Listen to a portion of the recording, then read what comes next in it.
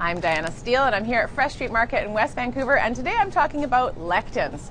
There's a little bit of plant bashing going on in social media, on the internet, and also in certain books like The Plant Paradox or the Paleo Diet, which claim that lectins in foods are making these foods toxic foods, and calling lectins sort of anti-nutrients that can cause weight gain and cause disease and cause inflammation. And it's leading to people, including my clients, saying, maybe I shouldn't be eating these foods. And the foods that contain lectins are foods that are actually very nutritious, healthful foods that are full of nutrients. So what's the issue here? Well, what is a lectin, first of all? Lectin is a protein. It's found in about 30% of the foods that we eat, in things like beans and lentils and chickpeas. So there's a lot of them in kidney beans, for example. Nightshade vegetables, so tomatoes and potatoes, peppers and eggplant, as well as a lot of grains like quinoa and wheat and chia. Now the thing is, lectins, when they are in foods like kidney beans, if they are eaten raw, they will cause severe vomiting and diarrhea. In fact, if you were to eat only 6 raw kidney beans, you're going to feel extremely ill. That is why you don't eat raw kidney beans. We soak them overnight, or at least soak them for an hour, and then boil them for between 10 minutes to 1 hour to denature those lectins. So after cooking them, there's no lectins left in a kidney bean. And so this makes kidney beans very fine to eat. So all your beans and lentils, you need to make sure that you are cooking them, because otherwise you're going to feel very uncomfortable.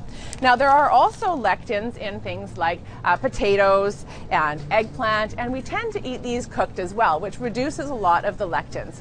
If you eat foods that are canned, so canned tomatoes or canned kidney beans, for example, the canning process also denatures that protein so that there's no harmful effects.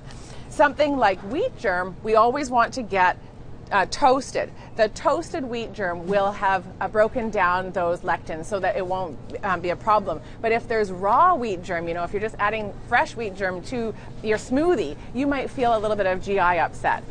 The other foods that also you might notice cause a little bit of GI upset or bloating is if you add a lot of raw chia seeds, or you sprinkle them onto your yogurt, but having too much of them can also cause a little bit of bloating. So toasting your chia can help, or soaking them a little bit.